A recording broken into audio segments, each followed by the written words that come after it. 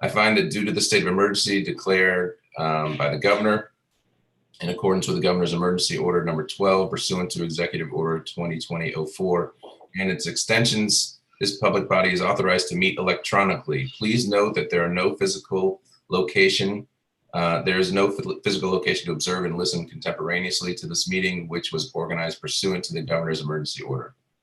In accordance with the emergency order, I'm confirming that we are providing public access to the meeting by telephone, with additional access possible by video and other electronic means. We are utilizing Zoom for this electronic meeting. All members of the committee and selected legislative staff have the ability to communicate contemporaneously in this meeting through this platform, and the public has access to contemporaneously watch and or listen to this meeting on Zoom, YouTube, and via phone by following the directions and links provided by the general court website. We have provided public notice of the necessary information for accessing the meeting in the Senate calendar. We are providing a mechanism for the public to alert the public body during the meeting if there are problems with access. If anyone has a problem, please email remotesenate@ledge.state.newhampshire.us or call 603-271-3043. In the event the public is unable to access the meeting, the meeting will be adjourned and rescheduled. Please note that all votes taken during this meeting shall be done by roll call vote. Finally, let's start the meeting by taking a roll call attendance. When each member states their presence, please also state whether they are, and if anyone else is in the room with you during the meeting, which is required by the right to know law. All right, so I will do the roll call now. Eric Anderson. Present. All alone in my home. All right, Jay Baker. Eric Chapman. I am present. I'm present and alone. I don't even think there's a cat or a dog in the room right now. So, Steve Kuchar. Present. Also without a cat or a dog in the room. Rennie Cushing. My name's Mike Edgar. I replaced Rennie on the commission. Okay. Thank you. I'm present. Wife's in the house. All right. Thanks, Mike. Welcome. Jen Dykstra. I'm present and I do have a cat in the room. Okay, that's good to know. You got to keep your eye on the cats, especially. Brian Giannacco. I am present and alone at home. Mark Godfroy. Jason Jandrin. Alex LaFerriere. Gino Marconi. Melissa Paley. I'm present, dog by my feet. Cherie Patterson. I'm present in the office with no one around. Thank you. Tom Sherman. Present with dog by my feet as well. All right. Judith Spang. She emailed me this morning, actually. She broke her leg and is in the hospital. She seems to be in good spirits, though. Boating accident.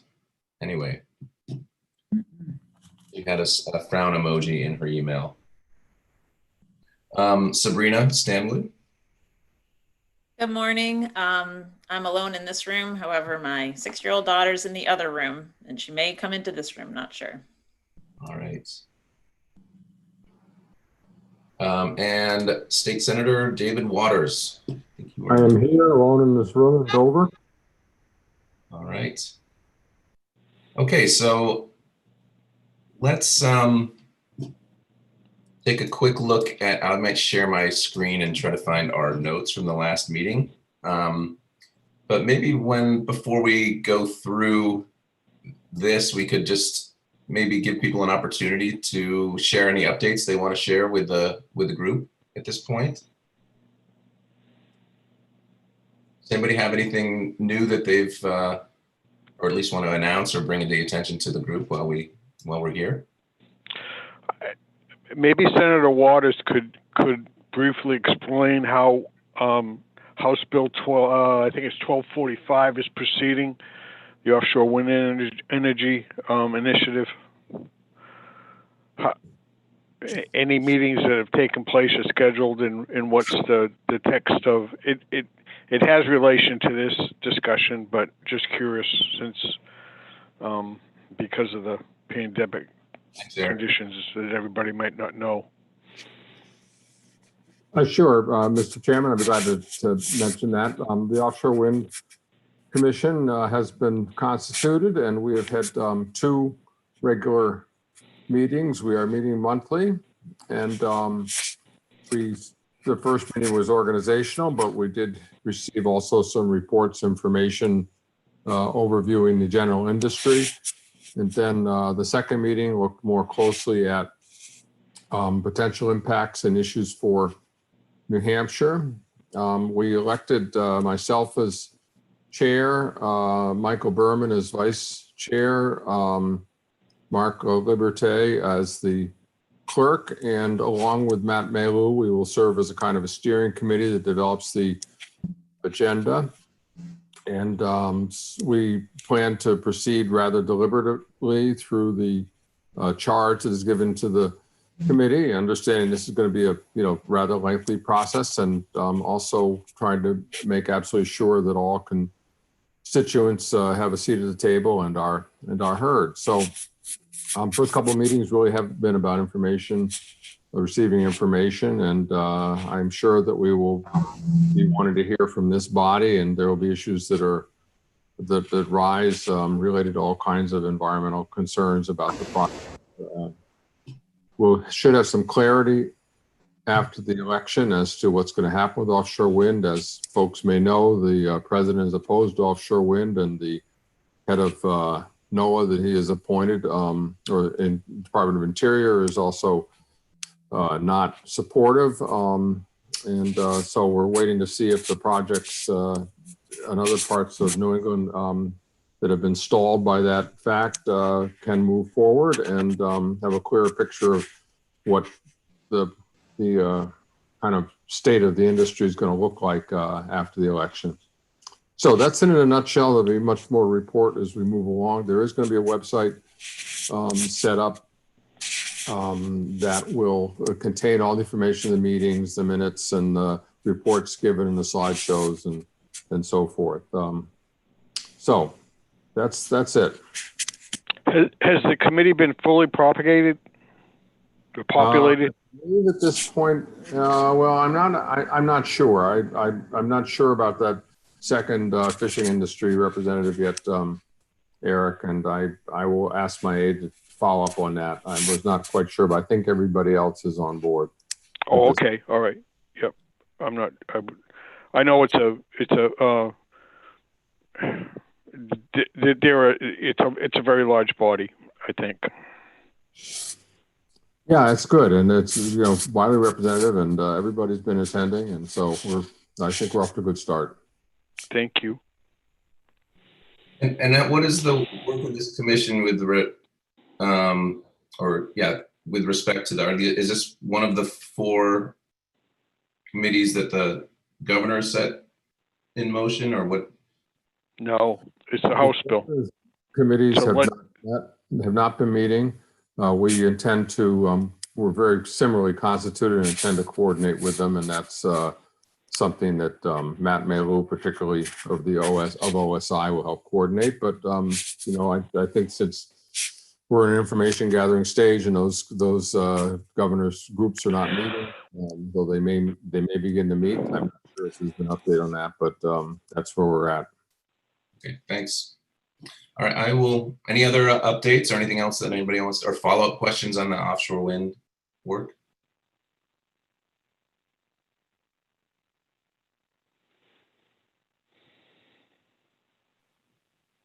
All right. Nothing else going on in the next week or so, I guess, for us to, how many was this? 8 more days till the election, so this should be interesting, huh? All right, so I will share my screen. I have a draft version of the notes from the last meeting. Can you see that here? People see that all right?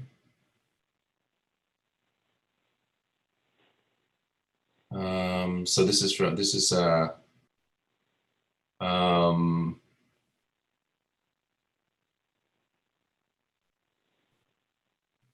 we talked about bringing together the 3 annual summaries, as you recall.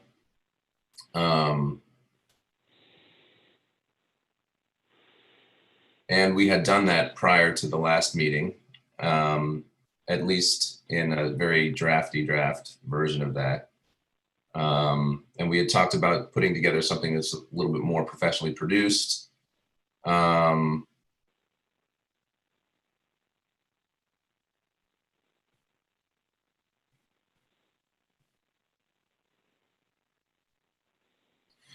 the October meeting, we'll go through recommendations internally so that we are still relevant, perhaps focus on a few priorities.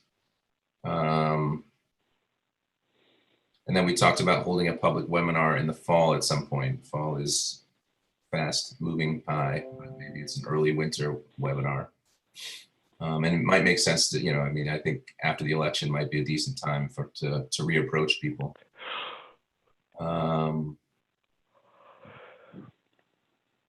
All right, so Melissa had pulled together these draft notes.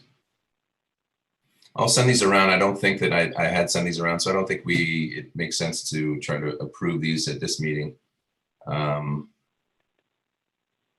I think this just captures our discussion last time. Does anybody have any thoughts or suggestions on what we should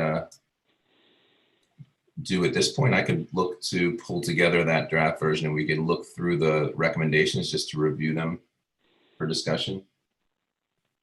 Mr. Chairman? Yes. On the minutes, I think we could move to approve. I do suggest one change, that when you reference Representative Spang and myself, that throughout use Representative Spang or Senator Waters, okay? And I think anybody with a legislative title who spoke, just use the Representative Spang or Representative Waters. Okay. But otherwise, I'll move to approve those draft minutes. All right. I'll second that. On that motion? Okay, so I will escape and go through we need to do the roll call for the vote. I will stop sharing.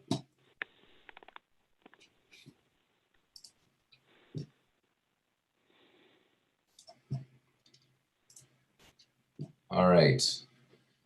I will call off people's names. Just say yay if you approve, you vote to approve the notes, or nay if you do not. Eric Anderson? Yes. Eric Chapman, yes. Steve Kuchar? Yes. Jen Dykstra? Yes, if you could just spell my name correctly, that would be great. Apologize. Thanks. Brian Giannacco? Yes. Mark Godfroy is not here. Neither is Jason Janvrin, I don't believe. Mike Edgar? You're muted. You can abstain or Yeah, I'll abstain. I wasn't here. okay. Melissa Paley? Approved. Cherie Patterson? Can you hear me? Yeah. Aye. Tom Sherman? I'm going to abstain. Judith Spang?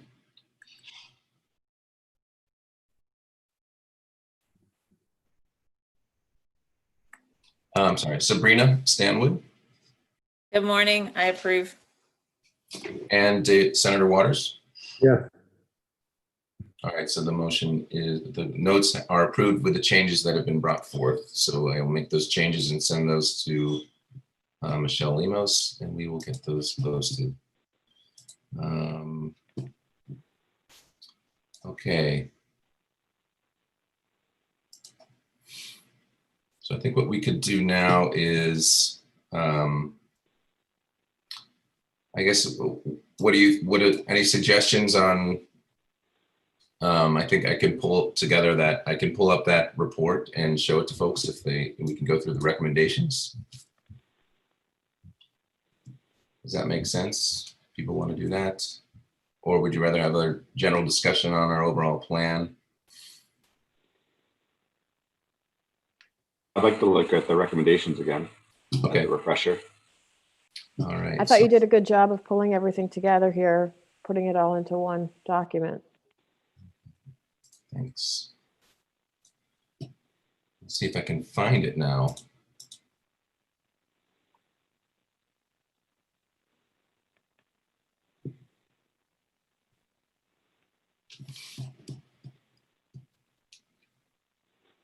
I think I may need to stop sharing for a second. If you just give me a minute.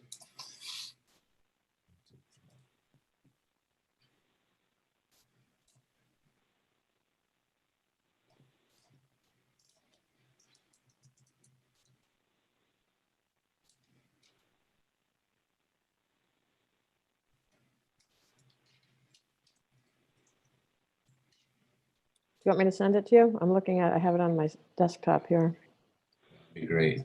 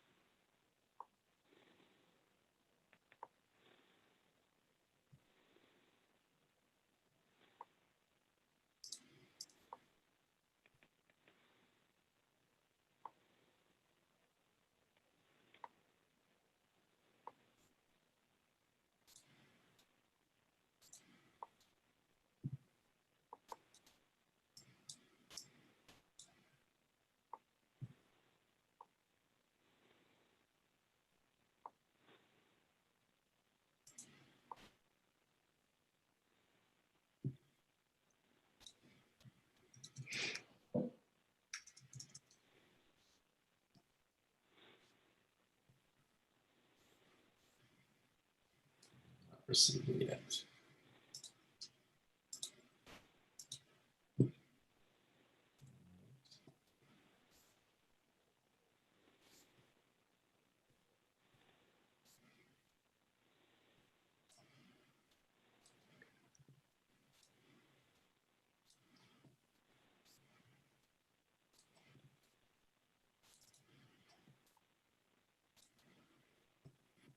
Okay, here's our draft report, which begins with a restatement of our founding guidance. And then we had just a reminder that we had submitted 3 reports, the first focusing on ocean acidification, the second on nutrients, and the third on marine debris. And here are, and I put at the beginning the summary of recommendations, beginning with ocean acidification. And I'll just read that off for your comments. I think just as an overview, I think we had 3 recommendations from ocean acidification, I think. Hey, Eric, Yes, could you make that full screen, please? absolutely. Thank you.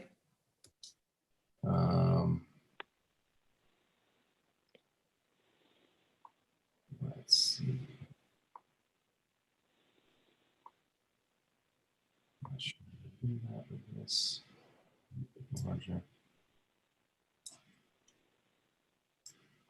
Is that at least better?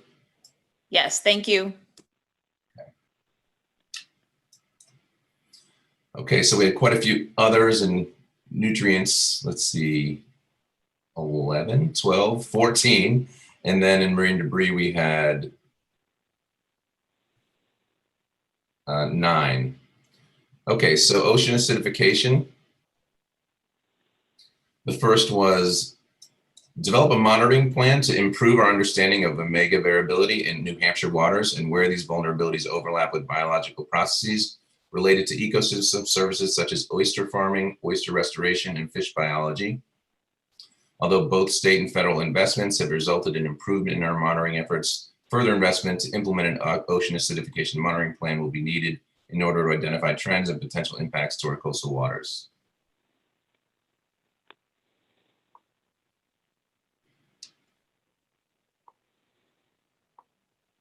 Number 2, develop a research agenda that will address gaps in knowledge relevant to New Hampshire vulnerabilities to the effects of ocean acidification. These recommendations are likely to include further research on all life history stages of vulnerable species in New Hampshire of high economic and ecosystem value. And 3, explore potential mitigation strategies for ocean acidification relevant to New Hampshire waters.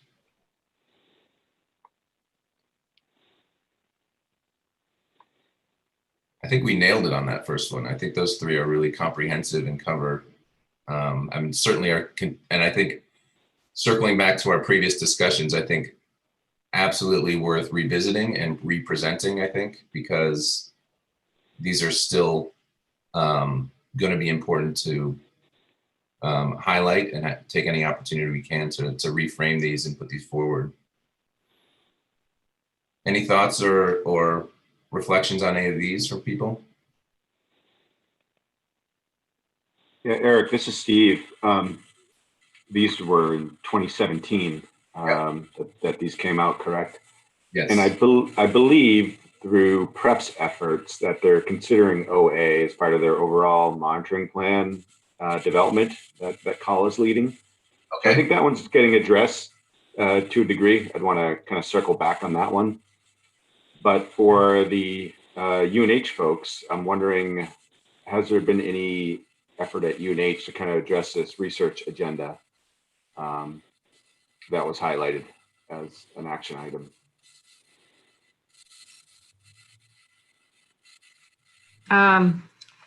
As far as I am aware, no. There are pockets of people of researchers that are addressing questions surrounding OA, but not necessarily focused in New Hampshire. There's a lot of research that has been done on the effects of OA and life history stages of, for example, oysters or mussels. And there was a recent study that just came out that showed a correlation between ocean acidification and long-term decline of shellfish in Maine. And that's with a variety of species. And they show that the shell thickness is that their shells are essentially thinning over time. So there is a lot of research that is currently being done, but I don't know of anyone at UNH that is like directly addressing that. Thanks, Jen. And Eric, I'm sorry, I didn't mean to kind of derail our kind of review as we go through, but I was just thinking that as we, because we talked about presenting all these and reminding people that these are kind of things that we wanted to focus on, that when we do that we have kind of a working knowledge of activities that have occurred to address these, even if it wasn't a specific focused effort out of UNH. We are aware of other efforts that are addressing this in the region, which, given New Hampshire's scale, is probably more likely how things are going to happen anyways. But I just wanted to mention that. Sorry, I didn't want to kind of derail and kind of have a recap on each one, but just a thought. I think that's exactly what we need to be doing, is certainly to be going through these and kind of thinking about to what degree any of them have been assessed. And you say PREP has this first one, which I covered, which I don't know if that's, but I think there's a lot more to this first one than talking about developing a monitoring plan. I think it's also looking at overlap and where the vulnerabilities are. And so, but yeah, I think we need to be thinking about, I mean, are there any other state actions or anything from UNH or else beyond that is relevant to these recommendations? I guess, Melissa here, I think the question is, are we revisiting these reports that we produced 3 years ago now and 2 years ago? Or are we just packaging what we produced so that we put the body of the work of this commission under one cover? And I think, given our seriously limited capacity as a commission, it's going to be challenging if we need to dig back into the meat of these reports and figure out what's happened in the intervening years. And it's just going to delay even further the release of this report. So I guess I would argue that we view this compilation as, this was what we did 3 years ago. We're just putting it together here for everyone to see. But I think it would be fantastic to go back and actually not include recommendations that have been acted upon or that are no longer relevant. But I just think it creates a workload that I'm not sure we have the bandwidth for. Well, I think at least we can I use. agree. Mr. Chairman, I agree with Melissa. I think that what we're doing in the report is, it's going to be a vehicle for us to bring together the work of the commission over the last few years. And I hope that we will be able, in a printed version and then in version set out remotely for meetings that we have, to highlight these. And, the actions on them are ones that can be discussed at that time. But, I think even the ones going back 3 years are still relevant, and we ought to present our work and see it as an opportunity to try to push forward action on these. I mean, that's our job as a commission, is to present the recommendations. And I think to the degree that we can, and I think even just in this conversation, Steve's bringing up a good point about some action that's been taken. I think we might as well, I think this is the opportunity while we're reviewing them to kind of at least go around the room and say, well, what is, what can we also mention about things that have happened? I mean, we can certainly still re-emphasize these are, unless we really have checked something off, then and want to take a recommendation off the table. I don't expect we will, but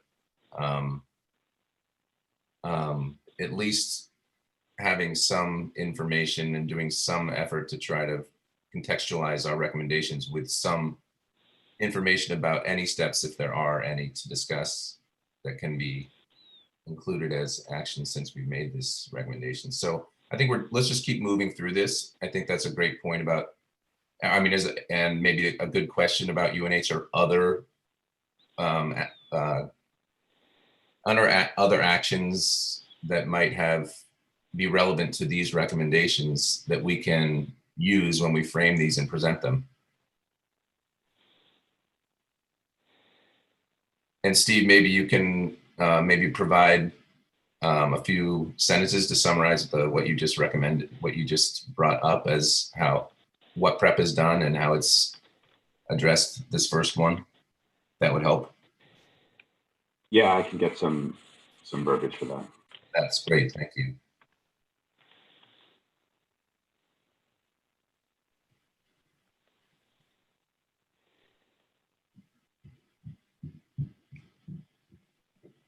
And exploring potential mitigation strategies, and maybe something, any additional comments along those lines for these three that we can mention if we do put these forward.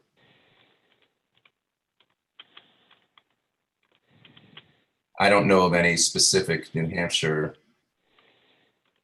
actions that are relevant to these other two, number 2 and 3.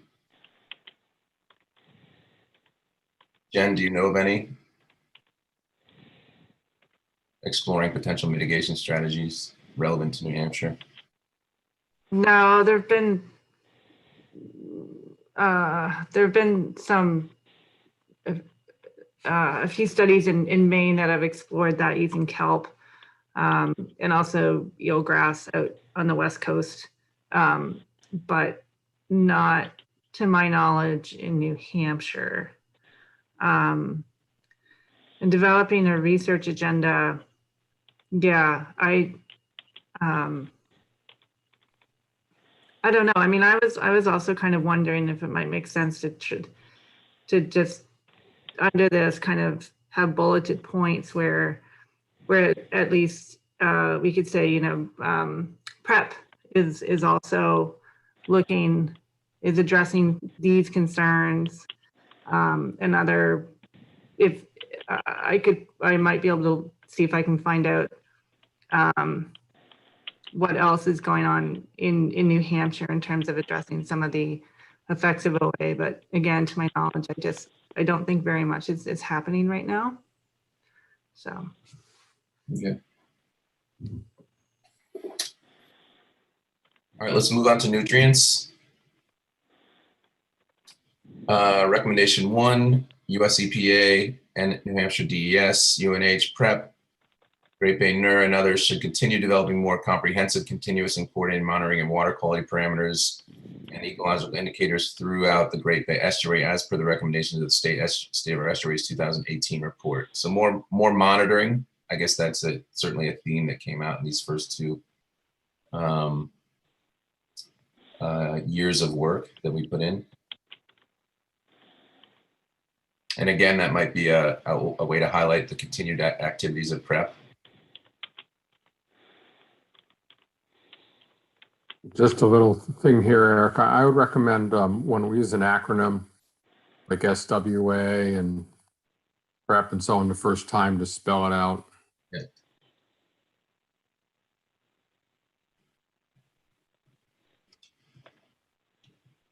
And just on these 2, let's just note that the EPA has put forward its licenses, and so there's a lot of activity here that can be noted. And then some communities are continuing to do stormwater management, very creatively and interesting moves on that, both at the plant level and then also in community projects or water gardens and such things as that. So there's lots going on this.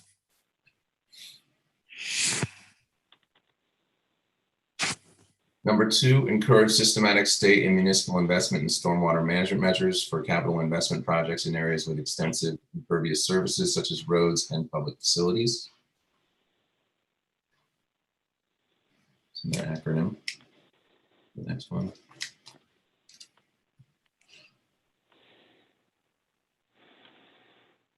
SWA should update stormwater management standards to increase both pollution reductions and resiliency to increasingly frequent and intense rain events.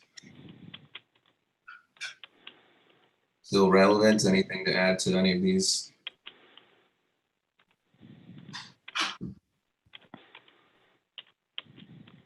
Encourage new funding mechanisms for stormwater investments, such as municipal or regional stormwater utilities, as authorized by RSA 149-1:10A, Stormwater Utility Fund.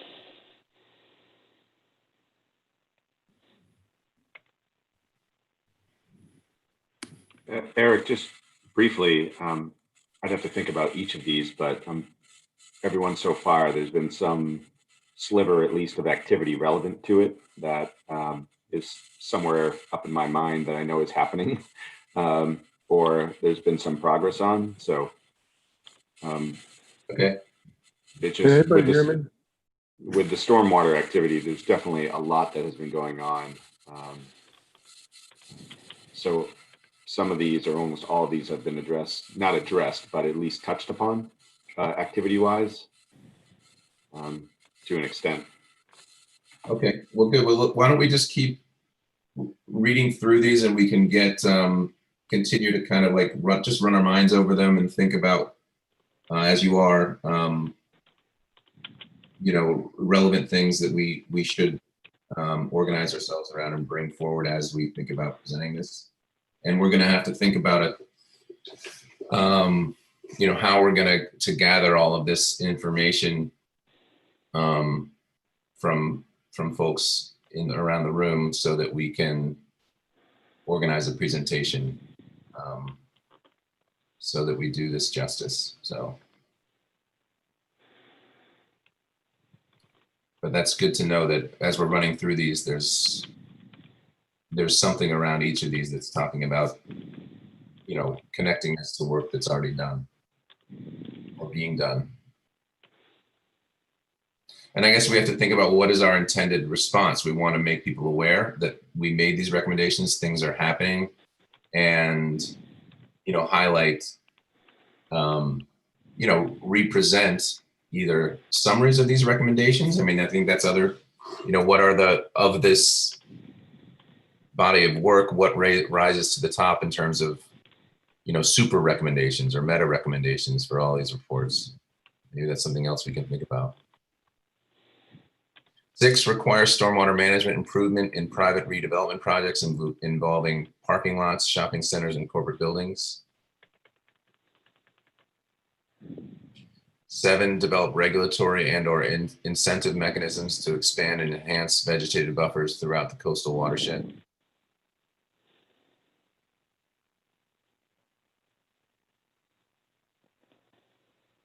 8, establish a legislative commission to examine the regulatory framework for septic system permitting and to explore revised septic codes that require denitrification.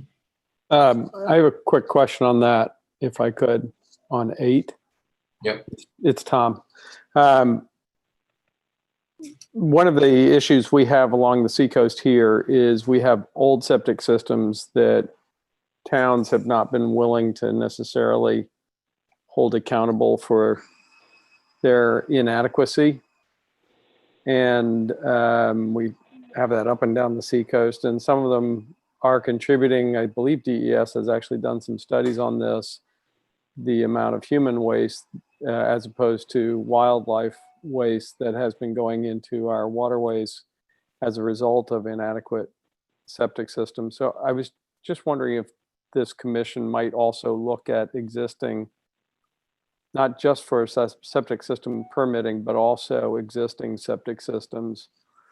And in their exploration of revising septic codes, also look at a framework for statewide support for municipalities that do hold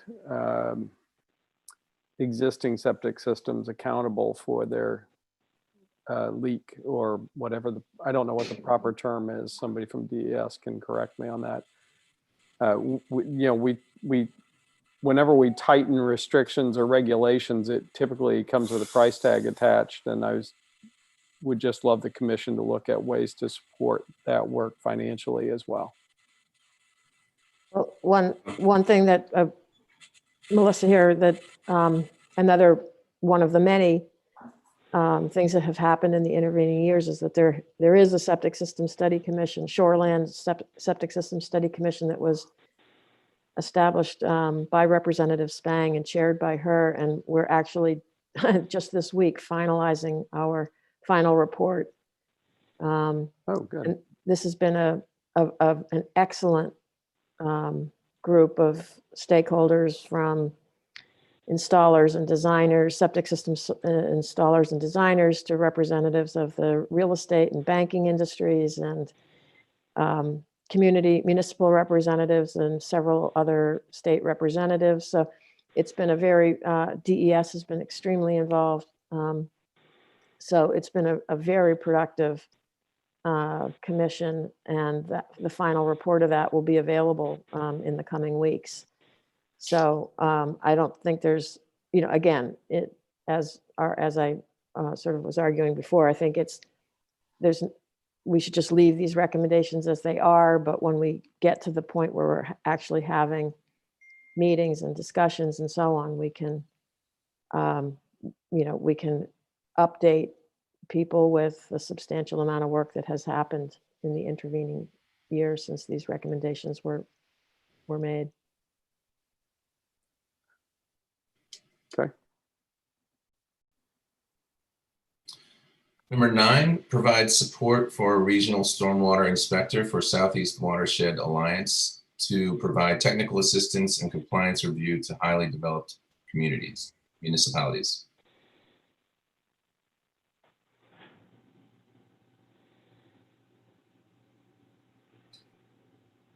10, encourage all watershed communities to incorporate good stormwater-related asset management in municipal planning through NHD, New Hampshire DES's pollutant tracking and accounting project.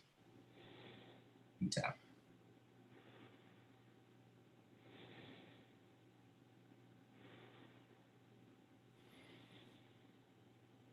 11, support more widespread adoption of residential low-impact practices to reduce volume and pollutant load of stormwater runoff through programs such as New Hampshire DES's Soak Up the Rain.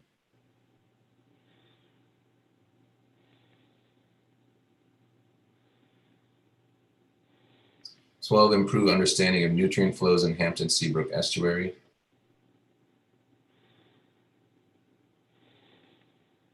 13, establish a partnership with federal, state, university, and nonprofit organizations to develop a 5 to 10 year master plan for eelgrass and oyster recovery restoration. And 14, explore opportunities to expand shellfish aquaculture in Great Bay Estuary and other parts of coastal New Hampshire to help stimulate commercial operations and enhance water quality.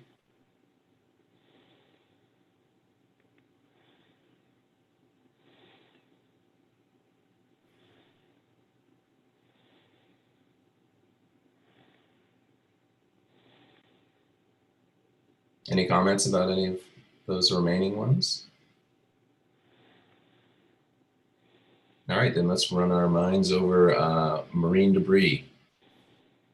1, New Hampshire Secret and other organizations should work with New Hampshire DES on the 10-year solid waste reduction plan to include marine plastics in its scope.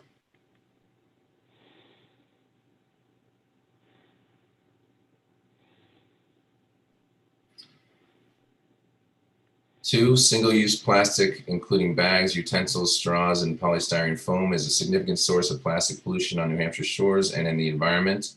New Hampshire should adopt statewide bans on such products and enable local municipalities to further restrict the use of products that are non-recyclable or non-compostable.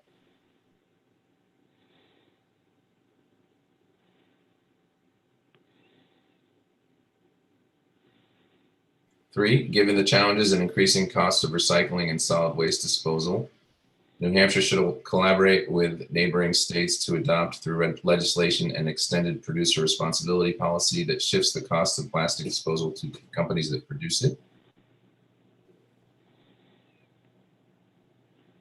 What does that mean? I think Eric Anderson here. Melissa, do you want to take a stab at that, since I think you led the charge with these? Can you, where are you? I'm sorry. 3, given the challenges and increasing cost of recycling and solid waste disposal, New Hampshire should collaborate with neighboring states to adopt through legislation an extended producer responsibility policy that shifts the cost of plastic disposal to companies that produce it. Yeah, this is I don't actually know what the, if there is an extended producer responsibility bill that's been introduced in New Hampshire, but other states are doing this. It's an approach to shifting the life cycle costs of disposal back to the producer. So, you know, it's really based on the idea that recycling at the consumer level, at the customer level, is just a complete fallacy, and always has been. That, you know, even when we had a market for recyclables before China decided to close its doors, we were still only achieving like 11% recycling or something. So the idea is that, you know, the companies that make the material need to figure out how to use material that is recyclable and cover the cost of disposal, so that it's not a municipal, you know, it doesn't all fall to municipalities to have to figure out what to do with all this stuff. So it's a kind of the new wave in. Is that achievable? Yeah, I think it may be, and there are companies. I'm not an expert on this at all, but well, if you're not an expert, then at least if we're going to state it in the report, then we might as well approach it with the reality of, is it achievable? This is my initiative, and our introducing legislation on this. What it essentially does is it puts recycling plans and programs into the hands of the producers, and then also sets content levels for post-consumer recycled materials. And this is, I think, proven is potentially very effective. Some other states have adopted it or are moving in various versions. So it's something that's clearly going to be presented as bills in the legislature. And it's a kind of a national movement to shift to this model. And there are some companies that are taking on how to do this and what kind of facilities is set up to deal with the materials. It's not that I don't think it's a good mark to set or a good measure to try and achieve. I just don't know in a general statement, it's kind of convoluted to say what transpires in a statement like this.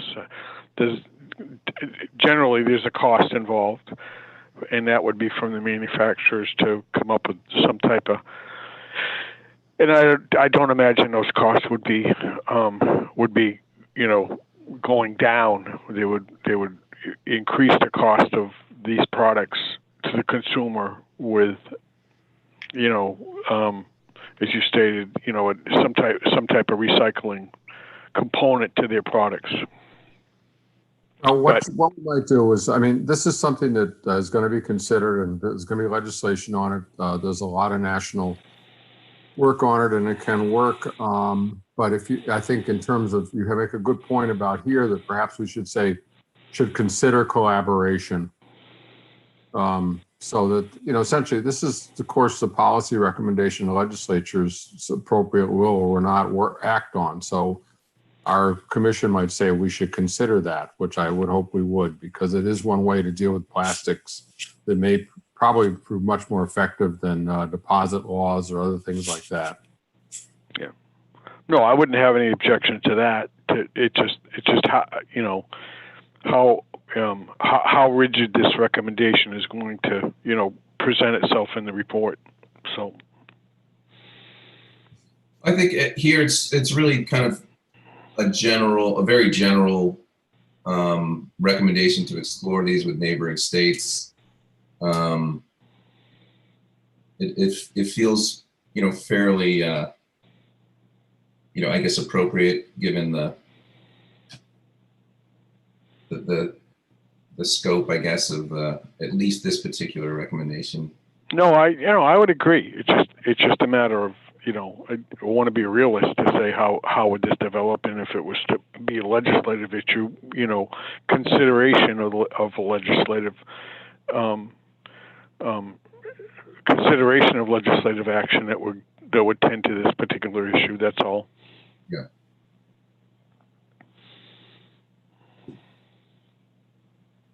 All right, number 4, container deposit laws are well proven to be an effective approach to reducing beverage-related trash and significant percentage of recoverable material from municipalities' waste stream. New Hampshire should consider a bottle bill in conjunction with expanded solid waste reduction initiatives.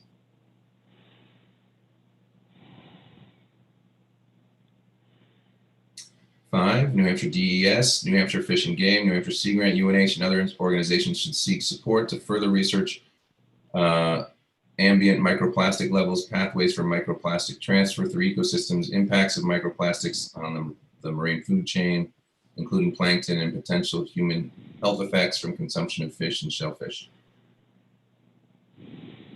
Eric? Yes.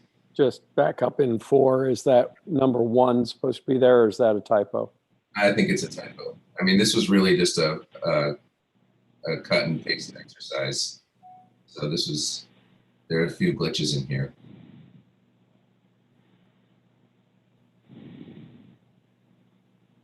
Yeah, I think that showed up in a few different places. Number 6, smoking on state and municipal saltwater beaches should be banned to eliminate the presence of cigarette butts. A ban should be coupled with a broader education campaign about how cigarette butts impact our beaches and coastal waters.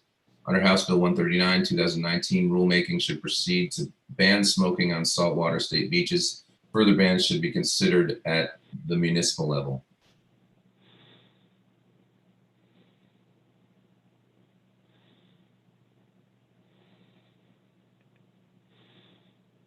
7, currently there is effective interagency coordination to address the marine debris problem in New Hampshire, including the Commercial Fishermen's Association, Division of Ports and Harbors, Municipal Public Works, New Hampshire Sea Grant, Fish and Game, Noaa Fisheries, Department of Natural and Cultural Resources, and New Hampshire DES. These collaborative efforts should be continued to be supported and enhanced when possible.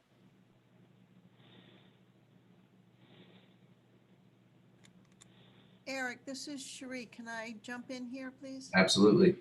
Thank you. This is a question for Senator Waters.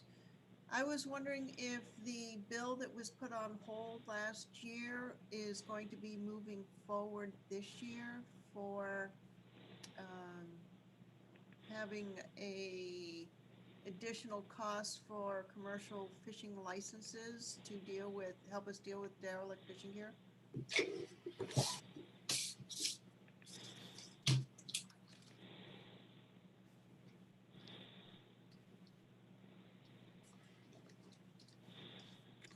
Senator Waters? If you're talking, I can't hear you.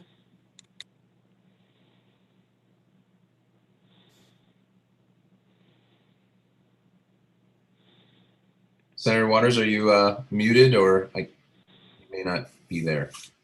I'm sorry, I had to, excuse me, I had to attend this, another meeting. So what was the question?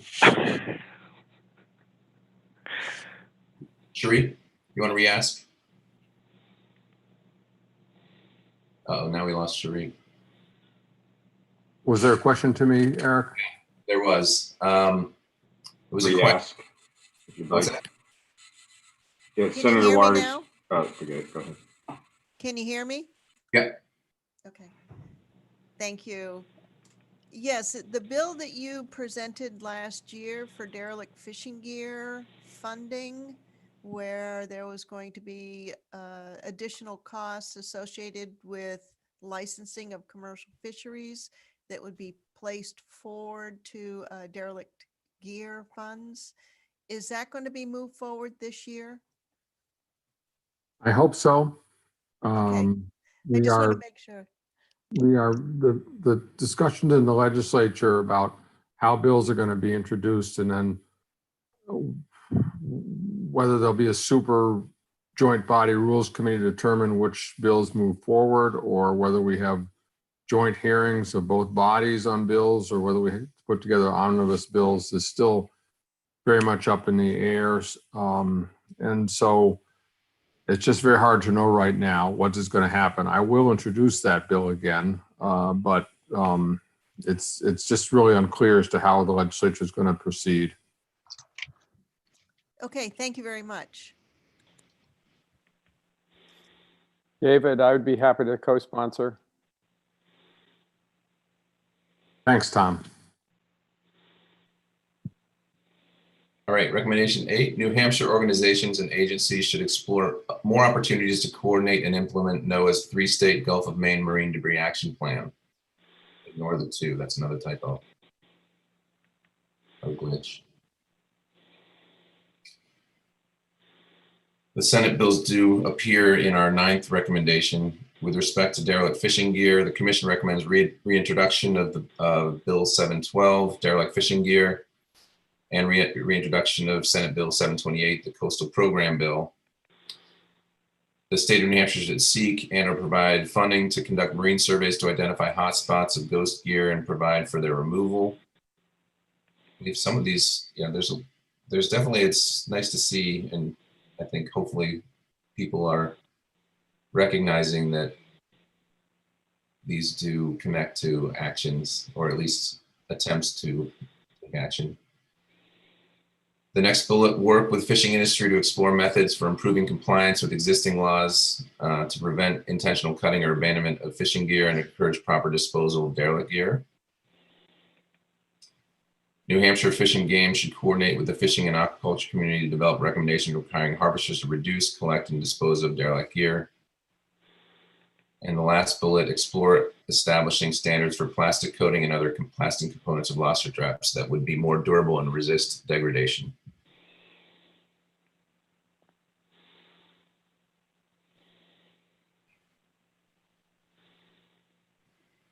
And that's it.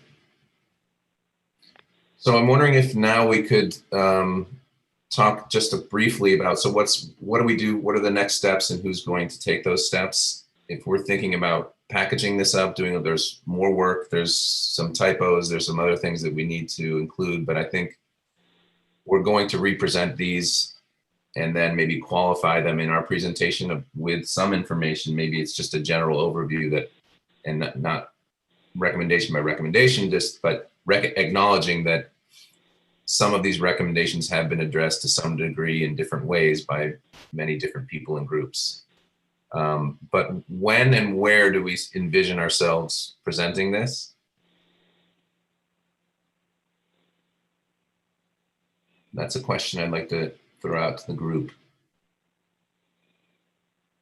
This is Steve. I'm just trying to remember from our discussion from last time, but I thought the intent was maybe like post-election to get the Seacoast General Court delegation together to go over these and make sure everyone re-elected or newly elected is kind of aware of the activities and recommendations of the report.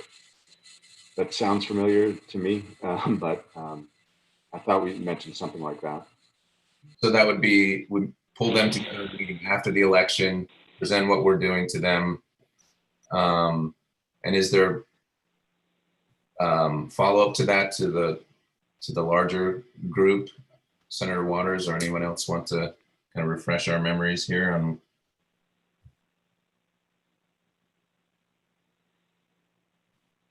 I'll chime in one more time, but because I remember Melissa had a really good point, I think, at the end of our discussion about just trying to have kind of have it available once and then just invite all because we're limited on resources, et cetera.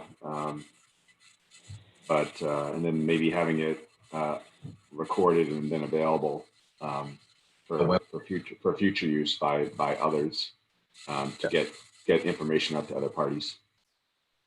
If I could just make a comment on that gathering, if you do have a meeting of legislators, I would not limit it to the Seacoast. I would focus on the Seacoast, but recognize, and I think Mike Edgar might be able to second this opinion, but when you start looking at some of Representative Spang's initiatives, which have been, phenomenal, whether it's especially on the plastics issue, there is a fundamental knowledge gap between the compelling need to address these, especially on the waterways and oceanfront, among legislators compared to what it goes on at this kind of meeting. So I would consider this an opportunity for education.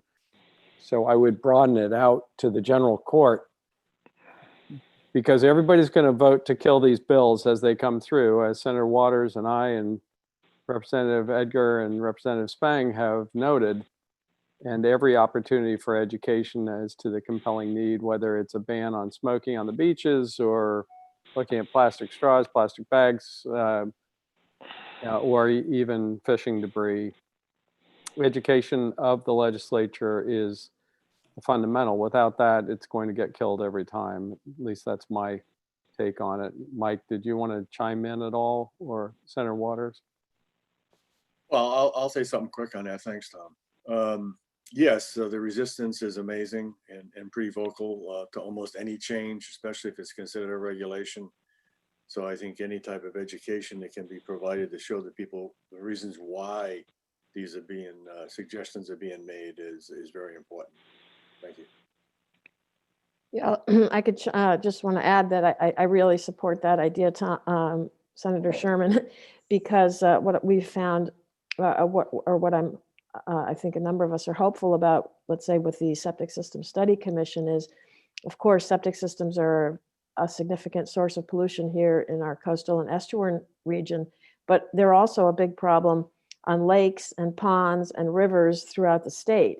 And so you have groups like NH Lakes and New Hampshire Rivers Council and New Hampshire Association of Conservation Commissions and many others who recognize So I think that we can build a broader coalition of advocates for many of these recommendations, because they absolutely are not limited to having impacts in the coastal region. Okay. So it sounds like we're edging towards saltwater senators, but extending out, maybe making it more available, maybe targeting certain folks, or do we just make it generally invite a general invitation? My recommendation would be to target folks who you specifically, sort of, if you look at it at two tiers, one tier would be those who you really want to focus on educating, like saltwater or seacoast legislators. But I would have a second tier there of anyone interested. I think recording it and making the presentation available to the general court would be another, since this is a statutory commission, it would be another great way to disseminate the information. But we have seen, as Melissa and you both know, we've seen these initiatives come to the legislature for years, and they get knocked down pretty much as soon as they're introduced into the committee. Or they'll make it through the committee to the full House or to the full Senate and then not make it to the governor's desk. It's just, I'm not trying to sound cynical. I'm trying to be realistic that if we're going to make an effort to educate legislators, we should really make it as broad as possible so that we broaden the support. And I love the idea that Melissa has of bringing in other stakeholders across the state to make sure that everyone, if they live on a river, they get the same information as those that live on the bay or on the ocean front. Okay, so it sounds like we have a emerging vision of the who, but when should we think about this? Is it before Thanksgiving, after Thanksgiving? If I could follow up a little bit on this, I think we should distribute the report very, very broadly. We had conversation last time about trying to focus on relevant committees in both bodies. I mean, really mostly one in the Senate, but several in the House that would be taking up this and need to be informed, as Senator Sherman suggests. In terms of more general presentation to folks, if we think about what we did with the Risk and Hazards Commission, we had that Upham Walker luncheon presentation of the report and recommendations, and a fair number of people turned out, but there's always competition for people's attention. I think that we probably could do some public hearing style things in the before the end of the year, perhaps in the Seacoast area, by Zoom, obviously. Excuse me, I have to vote in another commission. Eric, I would just add one thing since David stepped off for a second, and that's that being pertinent in terms of your timing. If these initiatives are moving through, I think we should sort of keep our finger on the pulse, and with House and Senate members, both a part of this commission, when these bills are coming before the committee, being sure that a member of the commission is there to talk about their pertinence, so that the timing is that while it's fresh in their mind, as opposed to necessarily, it's great to do a presentation in November or December, but also to come back if there are bills that we've identified as high priority, and make sure that it's not just the legislature talking to the legislature, but that representatives of this commission are there to testify in support of the bill. That would be awesome as well. Great. Eric, would it also be useful to reach out to UNH Media as well and talk to them about the commission and also the recommendations of the commission and the sort of these three different components that we've discussed? And because I think my experience with UNH media is that they tend to try to distribute this more widely than UNH, or they even put it on UNH Today, and that tends to garner a fair amount of public attention. And if it then goes to other sort of media and like newspapers, then that I think that certainly would be advantageous. And Jennifer, I'd just jump in on that because that's a great point. I sit on election law and municipal affairs. I'm vice chair of that commission. And when the students come over and talk about voting rights, there's a huge impact on the commission, on the committee. If this commission has that kind of outreach to student groups that would be willing to come and testify on behalf of some of these bills, again, I think it would be very powerful testimony, and disseminating that information through the university would be absolutely key to getting the students to show up. And if we are still doing virtual meetings at that point, it'll be much easier for them to be a part of it. Okay, we can absolutely bring it to UNH. It will either be a hit or a miss with them in terms of something that they are willing to do or not. But I can do, I think I know kind of generally what they're looking for, and I can pitch it as something that looks like that they'll recognize, hopefully, as something that they want to put forward. I can help with that if you need help. Okay, thanks. And then I think we can, with the student side, I think we could do more sort of in reach within UNH and then outside of UNH also, because there are a number of things that we're doing in the next month or so to talk about a few different things with them that I think they would be excited about the opportunity, I think, to get involved. Eric, is this also something that Sea Grant could support in terms of undergraduate, maybe that this could be a project for an undergraduate or even a couple of undergraduates where they could develop sort of outreach components? It could be. Sometimes it's more work than just doing it yourself, but to have an undergrad do it. But there are graduate students that I think that might be, I think, or yeah, there might be graduate students that we could reach out to ask for their, because there are a few that have been asking about things they can do to engage, and we give them things to do, but this might be a good idea in terms of like a communications activity. I mean, the challenge, definitely have to have someone mentor working with them. And right now, our lead communicator's on maternity leave, and so we have, well, at least personally, I don't have much to offer that in terms of capacity. Okay. Well, I can help with that. Yeah. That'd be great. Need to brainstorm, but yeah. Okay, so when do you think this? I mean, it sounds like we've got a pretty good idea of what we can do and who we can invite. Any thoughts on when? And I guess I'm just thinking of before Thanksgiving or after Thanksgiving.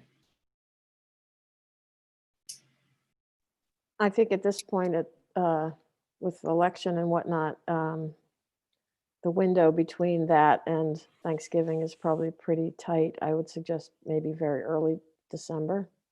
Yeah. I think that's comfortable because then we can target Thanksgiving to get our ducks in a row, I guess, and then we'll have a date in early December that we can start to market. Just watch the legislative calendar because they'll have things that we are doing, like those who get reelected or elected are doing in early December. So just checking out, making sure it dovetails with the legislative calendar is going to be important. Okay. Do you think it's, is there too much going on at that time frame for us to kind of do something like this? No, I don't think so. My recollection is that swearing in and that kind of work is done. I think it's the first week, but I haven't looked recently. Mike is nodding. So targeting the second week might be a way to really capture some of the excitement of those who have been newly elected. And it would be a sort of a lull time for those of us who are reelected, if we are reelected. So, And what about time of day? David, do you have thoughts about time of day? I would guess morning is probably better, late morning. Yeah, I don't think it makes a lot of difference. I guess the question would be, what kind of Zoom are we imagining? And, how broadly are we going to advertise this? And then putting it together, what kind of presentations they're going to be.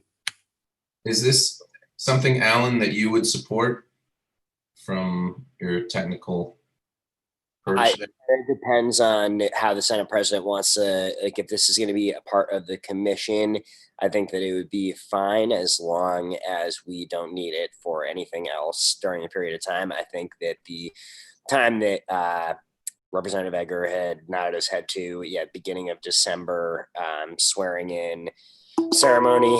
And so, the second week of December is probably a good time, second, third week. But I think, as far as I know, it's something that we could do, but we haven't discussed it with the Senate president as far as what we're going to need the Zoom for after swearing in day. But we can keep in touch about that. Okay, because I think we could find alternative support if that makes sense. We have some people who've been kind of starting to become the go-to people for hosting Zoom webinars and meetings, and so we could host it if Honestly, I don't think it'll be a problem, but I'm just saying that I don't have a definite answer on it, but I think we should be able to do it. If it's just going to be another couple-hour presentation like we would be having a meeting, I don't see why there's any reason we wouldn't be able to. What if we had this as our regular November meeting, but have it be a public hearing? And so we'd have that time, it would be an official meeting, but the idea would be to try to get as many people to it as possible as a public hearing. So that would be the fourth Monday in November. November 23rd, which is the Monday before Thanksgiving. Well, I don't know. I'm not sure, since nobody's traveling this year.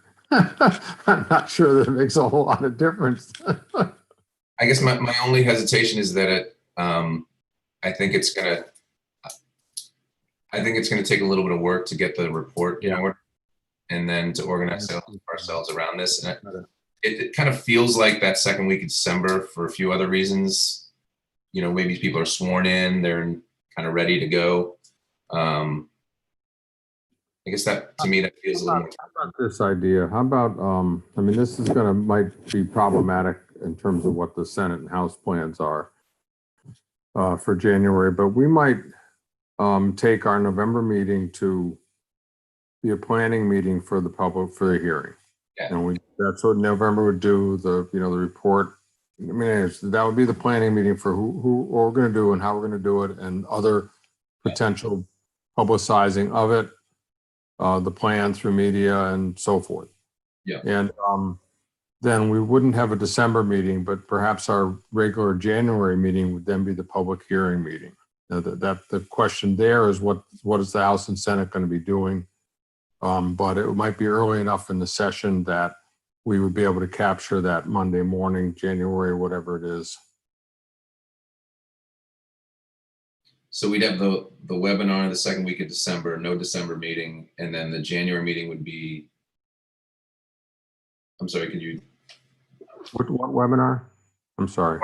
So are we not thinking the second week of December now, or were you thinking? Well, maybe this would be a better way to go. I'm just trying, if we're going to get if it's going to be an official committee function,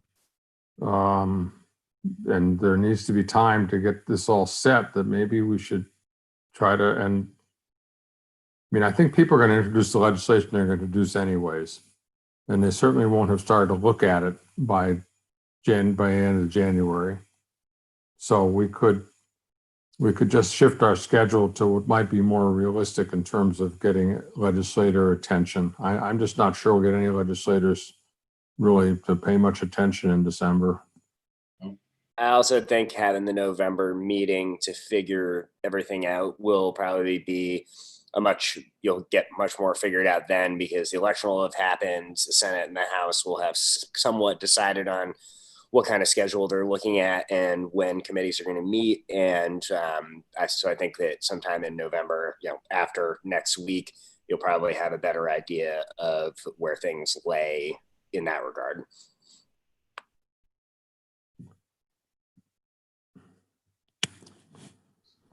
So is the suggestion to hold off on timing of the hearing until we talk about that in November, the November meeting?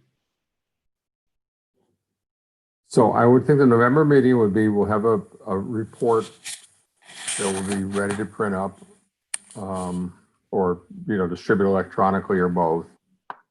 And then we would figure out who we're going to have come to give presentations on each of the main recommendation areas. I mean, not a zillion presentations, but maybe one or so per area. Plus, a kind of general presentation on what the work of the commission has been.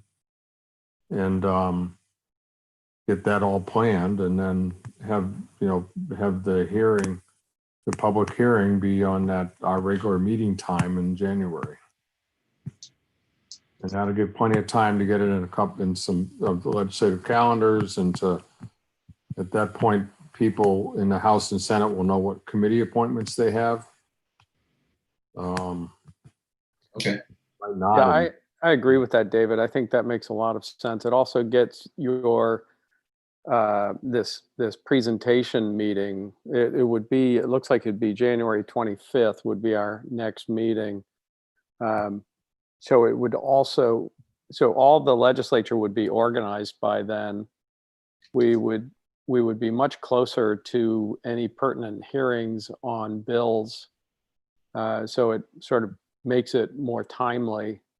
And if it's on a Monday morning, it's going to also not typically fall at the same time as any legislative activity. So I think it's a win-win to do that on the 25th of January. And we could we'd have the time to ask House and Senate committee chairs to encourage or direct their members to attend the hearing.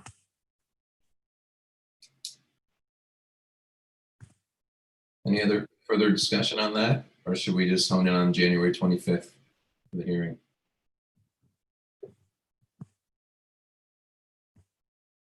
Okay, we'll do that. Then that gives us, we can work back from there and think about planning and so forth. Our next meeting would be November 23rd at the same time, 9 o'clock. We'd have a December meeting to play with also. Well, when would that be? Well, I don't think we'll have a December meeting. That would be the 28th, I think. Yeah, I don't think, we generally skip a December meeting.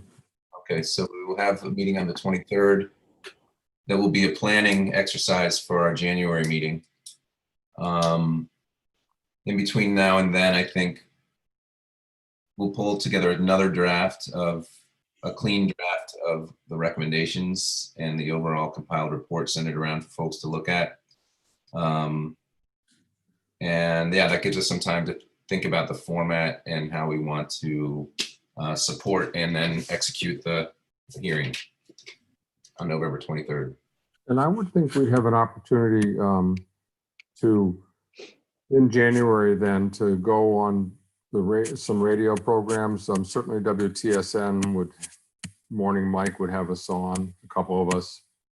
And we might see about getting on the exchange. I think they'd be, given their environmental focus, be quite interested perhaps in having an exchange on the topics that we've raised and on our report.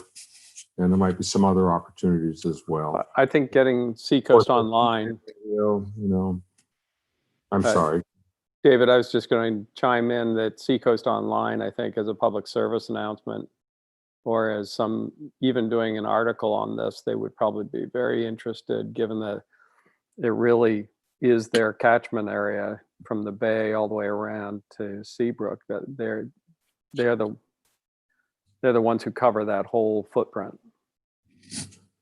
Great idea. And I think if there, so I think what it means is we do a press release of some sort for January, you know, fairly early in January, that has the attached link to the report and some main points. And it may be, there'd be a variety of ways to publicize that, perhaps through UNH, through Sea Grant, through our associated organizations and nonprofits who are doing this work. So, I mean, I think that's why if we had some time to plan, we could have a much more widespread media strategy on getting this before people's eyes.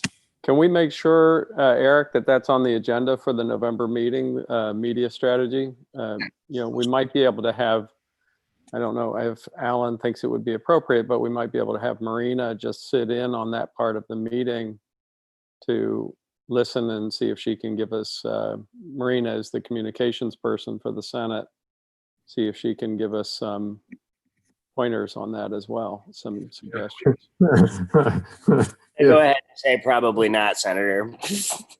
Yeah, depends on who's in the majority, Senator Sherman. Oh, I guess so. That's right. That's right. And I can do some work at UNH. If we can get their interest, then we can get somebody to attend our next meeting and help us develop a marketing plan for this. And I think one way or another, I think we can find somebody to help us with that. Whether it's someone at some place in UNH, I think we can find that help. So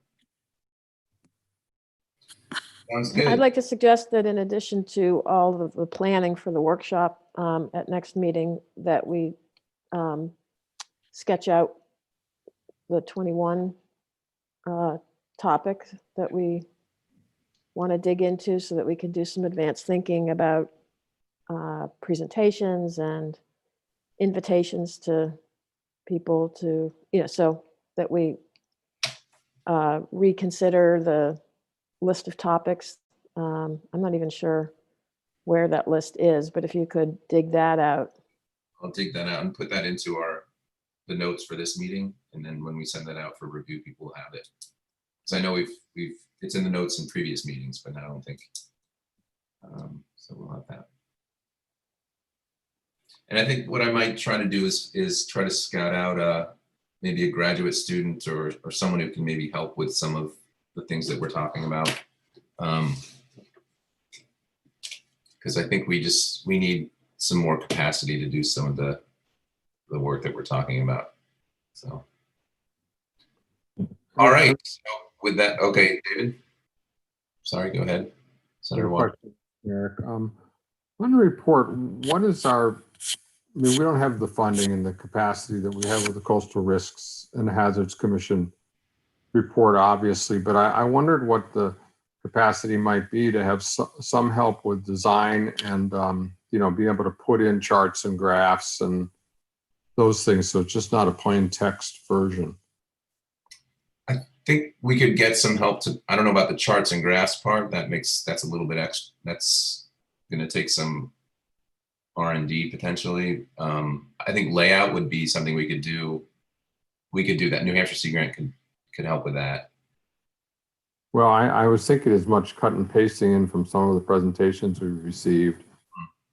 You know, from prep, some of the nutrient graphs, and you know, I mean, it's not particularly fancy, but just some things for each of the major sections that present visually what we received in the reports that we had on them. Yeah, I think that's a really, really good idea. There are going to be lots of people reading this that are not living and breathing this stuff daily, and we want to make it as compelling and engaging as we can with the limited means that we have, but I think that's a great idea. We would, And even if for each recommendation, there would be at the end of the recommendation, a link to the materials that we had a report on, or, if there is such a link, but that provides to folks who come to this new or at least come into the report new to be able to find out more about why we came up with or what the research is behind the ideas that are being presented.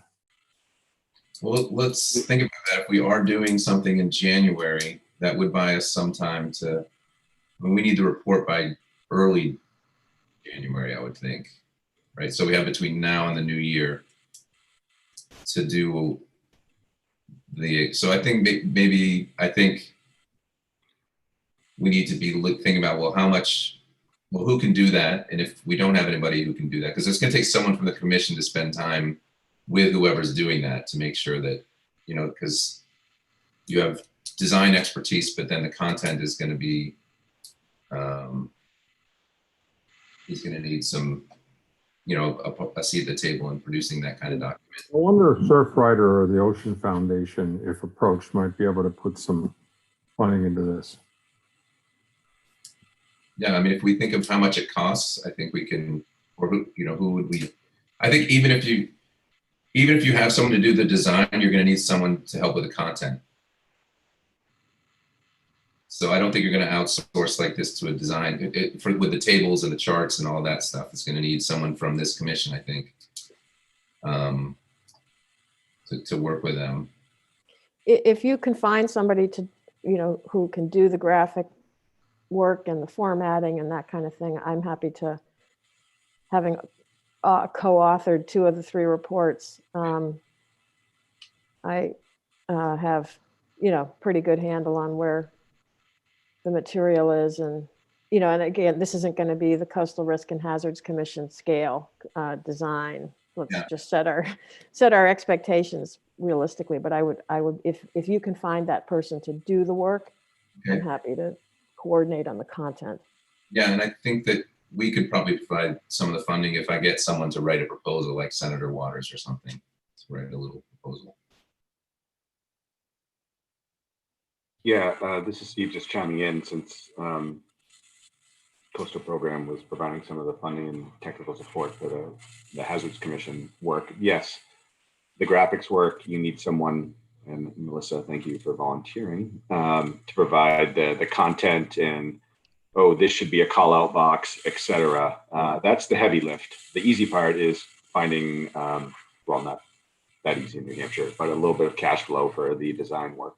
Unless you have in-house. But last name of Miller was who we used for the Coastal Risk and Hazards Commission. Our report work. I think it was maybe a $2,000 contract. I'd have to look, but wasn't that expensive because a lot of it is providing the content, and then they just make it look nice.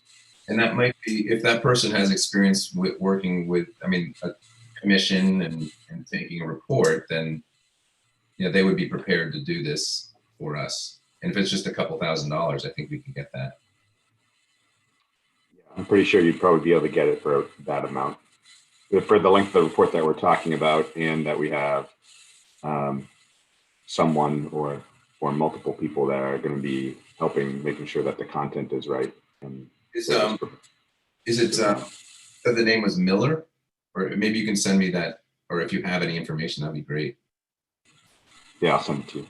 And then maybe Jen and Senator Waters or someone can pull together a short proposal. We could submit it to Sea Grant and we could support that, I think. Cool. And thank you, Melissa, so much. Yes, thank you, Melissa. And thank you, everybody. And thanks for your patience this morning. Yeah, and I think we're very productive meeting. So with that, I would look for a motion to adjourn, as we will do. All right, we have a motion from Senator Sherman and seconded by Steve Kuchar. And now I will go through the roll to adjourn. Let's see, here we go. Oh, Eric, just before we do this, I just want the folks who aren't connected to Sea Grant so much on this group, maybe Eric could send out the report, the strategic plan. It's just a terrific plan, and there's so much that overlaps with what we're trying to do. And I just thought that Eric, maybe you could share the great work that is going into that plan. Now, now we can adjourn. Our draft strategic plan, I'd be happy to send that. And if you have comments, we're taking comments. Thank you. All right, so here for adjourning, Eric Anderson, do you vote yes to adjourn or nay? We keep talking.